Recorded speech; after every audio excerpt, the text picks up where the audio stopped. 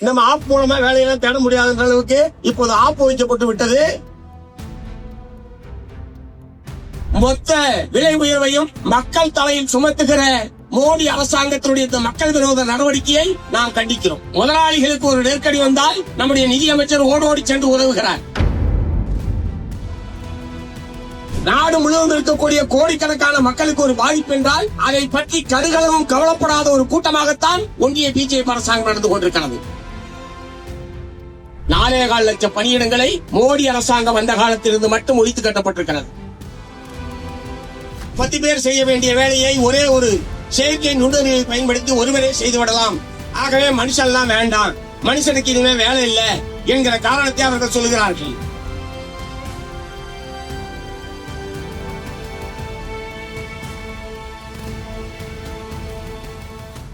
இந்த வணிக சிலிண்டருடைய விலையை ஒரே நாளில் 1000 ரூபாய் அளவுக்கு உயர்த்தி நாடு முழுவதும் இருக்கக்கூடிய ஹோட்டல்கள், சிறு வியாபாரிகள் அவர்களோட தலையில் ஒரு மிகப்பெரிய இடியை மோடி அரசாங்கம் இறக்கி இருக்கிறது.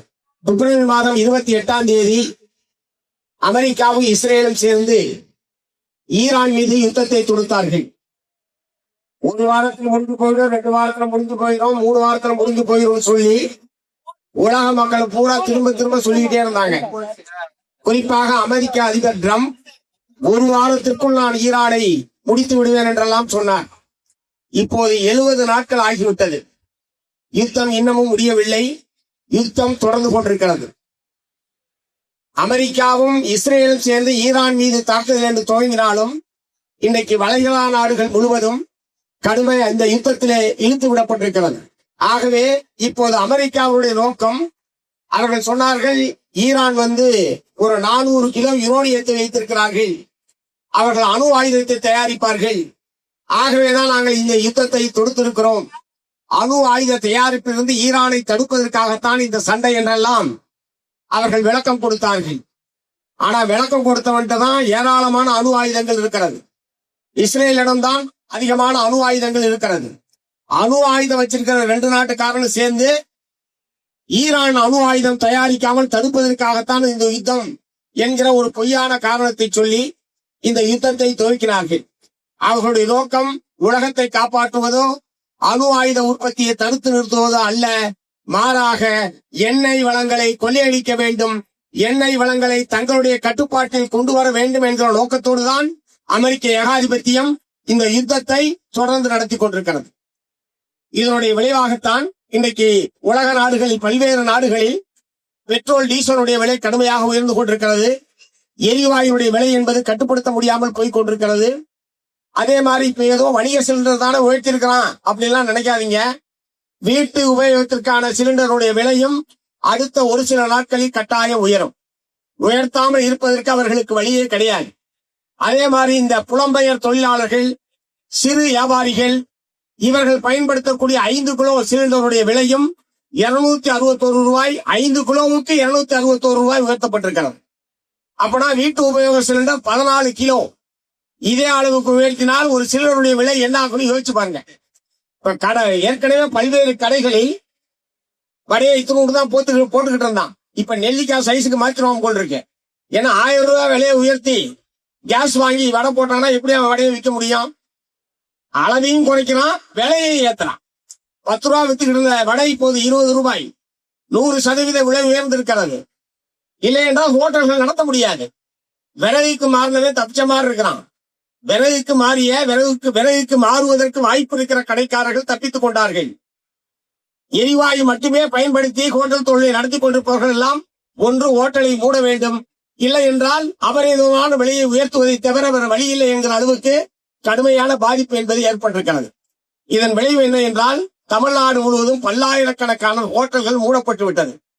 அந்த ஹோட்டலிலே பணி செய்து கொண்டிருந்த லட்சக்கணக்கான தொழிலாளர்கள் வேலை இழந்து கிராமத்துக்கு திரும்ப சென்று விட்டார்கள்.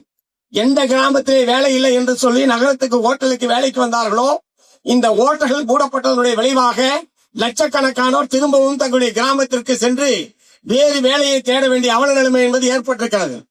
3வது, இப்போது கிக் தொழிலாளர்கள் என்று ஒரு பிரிவினர் உருவாகி இருக்கிறார்கள். ஆப் மூலமாக ஆர்டர் பெற்று ஆப் மூலமாக கொடுப்பது. அதுக்கு பூரா இப்ப ஆப் வச்சுட்டாங்க. ஆமா, நம்ம ஆப் மூலமா வேலையெல்லாம் தேட முடியாத அளவுக்கு இப்போது ஆப் வைக்கப்பட்டு விட்டது. சொமோட்டோ, ஸ்விக்கி என்று சொல்லி ஒரு பெரிய சாக்கு சைஸுக்கு ஒரு பைய வச்சுக்கிட்டு 4 இட்லியை போட்டு தூக்கிட்டு வந்து கொடுக்குற வேலை இருக்கு பாருங்க. ஆமா, 4 இட்லிக்கு எதுக்கு அம்மா பெரிய பை வச்சிருக்காங்கன்னு தெரியல. ஒருவேளை நிறைய ஆர்டர் வாங்கினா அந்த மாதிரி பை செஞ்சாங்களான்னு தெரியல. அந்த மாதிரி லட்சக்கணக்கான தொழிலாளர்கள், இந்த கிக் தொழிலாளர்கள் வேலையிலிருந்து வீதியிலே நிற்கிறார்கள். ஆகவே இப்படி பல லட்சக்கணக்கு, ஏதோ ஒரு வெறும் கேஸ் விலை உயர்வு என்பதற்காக மட்டும் இந்த ஆர்ப்பாட்டத்தை நாம் நடத்தவில்லை. இதன் விளைவாக கடுமையான வேலையின்மை என்பது, ஏற்கனவே வேலையில் இருந்தவர்கள் வீட்டுக்கு அனுப்பக்கூடிய நிலைமை என்பது ஏற்பட்டிருக்கிறது. இரண்டாவது, உணவுப் பொருட்களுடைய விலை.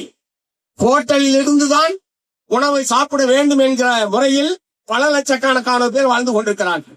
வேலை நிமித்தமாக வாழ்வாதாரத்திற்காக வந்தவர்கள், இங்கே வந்து தங்கி வேலை செய்யக்கூடியவர்கள், பேயிங் கெஸ்டாக இருக்கக்கூடியவர்கள், ஹோட்டலிலே மட்டும் சாப்பிடக்கூடியவர்கள் எல்லாம் இப்போது ஏற்கனவே 1000 ரூபாய் கொடுத்து சாப்பிட்டாங்கன்னா இப்ப 2000 ரூபாய் கொடுன்னு கேட்கிறாங்க. இல்லை என்றால் உங்களுக்கு சோறு போட முடியாது, நீ கிளம்பு, என்னால கட்டுப்படி ஆகாது என்று சொல்லக்கூடிய அளவுக்கு 100% விலை உயர்வு என்பது, உணவுப் பொருட்களுடைய விலை என்பது ஏறி இருக்கிறது.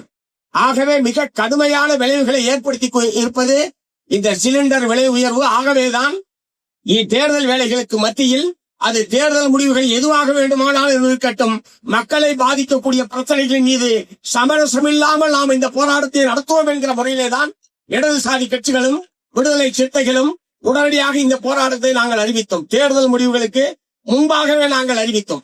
தேர்தல் முடிவுகள் எதுவாக இருந்தாலும் மக்கள் நலன் சார்ந்த பிரச்சனைகளை இடதுசாரிகளும் விடுதலை சிறுத்தை கட்சிகளும் இணைந்து நின்று தொடர்ந்து போராடும் என்பதை வெளிப்படுத்தக்கூடிய வகையிலேதான் இந்த போராட்டத்துக்கான அறிவிப்பை நாங்கள் வெளியிட்டோம் என்பதை நான் இங்கே தெரிவித்துக் கொள்ள விரும்புகிறேன். ஆகவே ஒன்றிய பிஜேபி அரசாங்கத்திற்கு இந்த கண்டன ஆர்ப்பாட்டத்தின் வாயிலாக நாங்கள் சொல்ல விரும்புவது, உடனடியாக இந்த விலை உயர்வை திரும்ப பெற வேண்டும். ஒருவேளை அவன் சொல்றான் சர்வதேச சந்தையில விலையெல்லாம் ஏறி போச்சு. நான் என்ன கேட்க விரும்புறேன், 2014 இவர் ஆட்சிக்கு வந்த போது $140 ஒரு பேரல் கச்சா எண்ணெயுடைய விலை என்பது இருந்தது. படிப்படியாக குறைந்து $42 வந்தது. இந்த விலை படிப்படியாக கச்சா எண்ணெயுடைய விலை குறைந்த போது அந்த விலை குறைப்பினுடைய லாபத்தை மக்களுக்கு கொடுக்கணுமா வேணாமா? பெட்ரோல் விலையை குறைச்சானா அந்த 12 வருஷத்துல? டீசல் விலையை குறைச்சானா? கேஸ் விலையை குறைச்சானா? மாறாக கேஸுக்கு இருந்த மானியத்தை பூரா ரத்து பண்ணி, நீங்க மொத்தமா கொடுத்து வாங்கிக்க, மானியத்தை பூரா உங்க அக்கௌண்ட்ல போடுறோம், நீங்க மாசம் மாசம் எடுத்து சந்தோஷமா செலவு பண்ணலாம்னு சொல்லி மானியத்தை இல்லாம பண்ணி மொத்த விலையும் கொடுத்துத்தான் சிலிண்டர் வாங்க வேண்டும் என்கிற நிலைமையை ஏற்படுத்தியது பிஜேபி அரசு. இப்போது மானியம் போடுறான். மானியத்தை முற்றிலும் அது மக்களை ஏமாற்றுகிற காரியம்.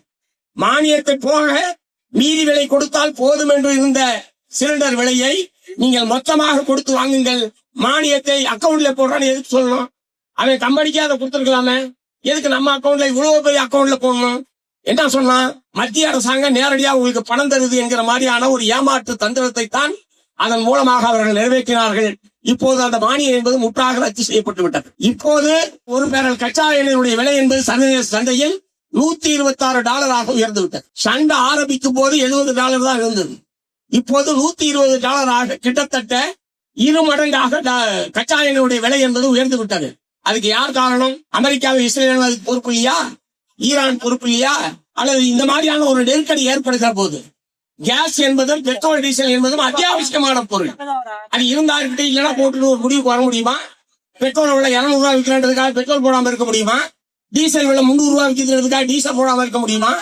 கேஸ் விலை $2000 என்பதற்காக சமைக்காம இருக்க முடியுமா? அப்ப இது மக்களுடைய அத்தியாவசியமான தேவை என்கிற முறையில் அதற்கு மானியம் வழங்குவதற்கு பதிலாக மொத்த விலை உயர்வையும் மக்கள் தலையில் சுமத்துகிற மோடி அரசாங்கத்தினுடைய மக்கள் விரோத நடவடிக்கையை நாம் கண்டிக்கிறோம். முதலாளிகளுக்கு ஒரு நெருக்கடி வந்தால் நம்முடைய நிதியமைச்சர் ஓடோடி சென்று உதவுகிறார். தொழில்களிலே ஒரு நெருக்கடி என்றால் முதலாளிகள் அதனால் பாதிப்பார்கள் என்று சொன்னால் கடன் தள்ளுபடி என்கிற பெயரில், ஊக்கத்தொகை என்கிற பெயரில் பல லட்சக்கணக்கான கோடி ரூபாய்களை முதலாளிகளுக்கு எதிராக வழங்க முடிகிறது. ஆனால் நாடு முழுவதும் இருக்கக்கூடிய கோடிக்கணக்கான மக்களுக்கு ஒரு பாதிப்பு என்றால் அதை பற்றி கடுகளவும் கவலைப்படாத ஒரு கூட்டமாகத்தான் ஒன்றிய பிஜேபி அரசாங்கம் நடந்து கொண்டிருக்கிறது. ஆகவேதான் இன்றைய தினம் தமிழ்நாடு முழுவதும் அனைத்து மாவட்ட தலைநகரங்களிலும் பல லட்சக்கணக்கான நம்முடைய தோழர்கள் கலந்து கொள்ளக்கூடிய பிரம்மாண்டமான இத்தகைய கண்டன ஆர்ப்பாட்டங்கள் என்பது நடந்து கொண்டிருக்கிறது. இது முதற்கட்ட போராட்டம். மத்திய அரசாங்கம் இந்த கோரிக்கையை ஏற்றவில்லை என்று சொன்னால் அடுத்தடுத்த கட்டமாக நாம் போராட்டத்தை விரிவுபடுத்துவோம் என்பதை இந்த நேரத்தில் தெரிவித்துக் கொள்ள விரும்புகிறேன். இரண்டாவது, ஏப்ரல் மாதம் 24ஆம் தேதி இந்திய ரயில்வே ஒரு சுற்றறிக்கை அனுப்பியிருக்கிறார்கள். 2% பணியிடங்களை ஒழித்து கட்டுவது. அதாவது 1990-91 இந்தியா முழுவதும் ரயில்வே துறையில வேலையில் இருந்தவங்க 16,50,000 பேர். எவ்வளவு பேரு? 16,50,000 பேர். இது 24-25 கடந்த ஆண்டு 24-25 12,29,000 ஏறத்தாழ 4,4 லட்சம் பணியிடங்களை ஏற்கனவே ஒழித்து கட்டிவிட்டார்கள். 4,4 லட்சம் பணியிடங்களை மோடி அரசாங்கம் வந்த காலத்திலிருந்து மட்டும் ஒழித்து கட்டப்பட்டிருக்கிறது. இப்போது மேலும் இந்திய நாடு முழுவதும் 30,000 பணியிடங்களை காலி செய்வது என்பதுதான் ஏப்ரல் மாதம் 24ஆம் தேதி அவர்கள் வெளியிட்டிருக்கிற சுற்றறிக்கை. இவர் 2014 தேர்தலில் என்ன சொன்னாரு? மிஸ்டர் மோடி ஆண்டுக்கு 2 கோடி இளைஞர்களுக்கு நான் வேலை தருவேன் என்று வாக்குறுதி கொடுத்தார். இந்த 12 ஆண்டு காலத்தில் 24 கோடி பேருக்கு இந்தியாவில் மத்திய அரசாங்கம் வேலை தந்திருக்க வேண்டும். ஆனால் என்ன நிலைமை? ஏற்கனவே மத்திய அரசாங்கத்தில் 13 லட்சம் பணியிடங்கள் இருந்தது.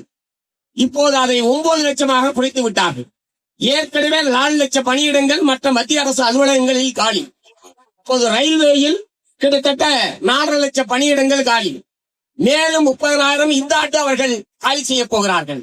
ஆனால் இதே காலத்தில் புதுசா ரயில்வே ஸ்டேஷன் கட்டுறான், புதுசா ரயில் விடுறான், வந்தே பாரத் தேஜஸ் புல்லட் புதுசா ரயில் வந்துகிட்டே இருக்குது, புதுசா ஸ்டேஷன் வருது, புதுசா வண்டி ஓடுறதுக்காக புதிய தண்டவாளங்கள் என்பது புது லைன்ல ரயில் விடுவதற்கான ஏற்பாடு இருக்கு. அதே மாதிரி புதிதாக சரக்கு போக்குவரத்து என்பது இந்த காலத்தில் 200 மடங்கு சரக்கு போக்குவரத்து என்பது அதிகரித்திருக்கிறது. இவ்வளவும் ரயில்வே போக்குவரத்து அதிகரித்திருக்கிறது, புதிய பெட்டிகள் என்பது தயார் செய்யப்படுகிறது, சரக்கு போக்குவரத்து என்பது அதிகமாக இருக்கிறது. இவ்வளவும் அதிகமாக இருக்கிற போது அதற்கேற்ப தொழிலாளர்களுடைய எண்ணிக்கை உயர்த்துவதற்கு பதிலாக திட்டமிட்டு இவர்கள் குறைக்கிறார்கள். அதுக்கு என்ன காரணம் சொல்றோம்? செயற்கை நுண்ணறிவு என்று ஒரு புதிய தொழில்நுட்பம் வந்திருக்கிறது. ஆகவே மனிதர்கள் 10 பேர் செய்ய வேண்டிய வேலையை ஒரே ஒரு செயற்கை நுண்ணறிவை பயன்படுத்தி ஒருவரே செய்து விடலாம். ஆகவே மனுஷன்லாம் வேண்டாம், மனுஷனுக்கு இனிமே வேலை இல்லை என்கிற காரணத்தை அவர்கள் சொல்கிறார்கள். புதிய தொழில்நுட்பங்கள் வரவேற்கப்பட வேண்டியது. புதிய அறிவியல் கண்டுபிடிப்புகள் வந்து கொண்டே இருக்க வேண்டும். மனிதகுலம் அதனால்தான் இன்றைக்கு இவ்வளவு பெரிய வளர்ச்சியை எட்டி இருக்கிறது. இப்படி புதிய தொழில்நுட்பங்கள் வருகிற போது, புதிய அறிவியல் தொழில்நுட்பங்கள் வளர்கிற போது மனித உழைப்பை குறைக்க வேண்டுமே தவிர மனிதர்களையே உழைப்பில் இருந்து அப்புறப்படுத்துவது என்கிற அயோக்கியத்தனமான கொள்கையை நாம் கண்டிக்க வேண்டும். 8 மணி நேரம் வழி 6 மணி நேரமா கூட, 6 மணி நேரம் வழி 5 மணி நேரமா கூட, அதுக்கு பதிலாக நீங்க செயற்கை நுண்ணறிவு வந்துருச்சு, ஆகவே உனக்கு வேலை இல்லைன்னா அவன சாகிறதா? வேலை இல்லை என்றால், வருமானம் இல்லை என்றால், வாழ்வாதாரம் இல்லை என்றால் எப்படி மனிதர்கள் பிழைப்பார்கள்? அவன சாகிறதான்னு கேட்கிறேன். அதற்கு பதில் சொல்ல வேண்டாமா மத்திய அரசாங்கம்? ஆகவே இவர்கள் அறிவியல் தொழில்நுட்பத்தை காரணம் காட்டி ஆட்குறைப்பு நடவடிக்கையில் ஈடுபடுவது, பணியிடங்களை ஒட்டுமொத்தமாக காலி செய்வது என்ற அணுகுமுறைக்கு நாம் ஒருபோதும் அனுமதிக்க கூடாது. இதில் என்ன இருக்கக்கூடிய மற்றொரு ஆபத்து என்ன? இன்னைக்கு பொதுத்துறை நிறுவனங்களில் மட்டும்தான் இடஒதுக்கீடு என்பது அமலிலே இருக்கிறது. மத்திய அரசு பணி, மாநில அரசு பணி, பொதுத்துறை நிறுவனங்களில் தான் இடஒதுக்கீடு என்பது அமலிலே இருக்கிறது. பட்டியல் சாதியினர், பழங்குடியினர், பிற்படுத்தப்பட்ட சமுதாயத்தை சார்ந்தவர்களுக்கு இத்தனை சதவீதம் கட்டாயம் வேலை உத்தரவாதம் என்பதற்கு இருக்கிற ஒரே வாய்ப்பு அதுதான். இப்படி தொடர்ச்சியாக அவர்கள் பணியிடங்களை காலி செய்து கொண்டிருந்தால் இடஒதுக்கீட்டு வாய்ப்பை பயன்படுத்தி வாய்ப்பு பெற வேண்டிய, பணியை பெற வேண்டிய, வேலையை பெற வேண்டிய இந்த பகுதியினர் கடுமையாக பாதிக்கப்பட மாட்டார்களா? சமூக நீதி பாதிக்கப்படாதா? வெறும் இடஒதுக்கீடு என்று ஏற்கே எழுதி நக்கலாம் இனிக்குமா? சக்கரனை எழுதி நக்கலாம் இனிக்குமா? இடஒதுக்கீடு என்பது நடைமுறைப்படுத்தப்பட வேண்டும்.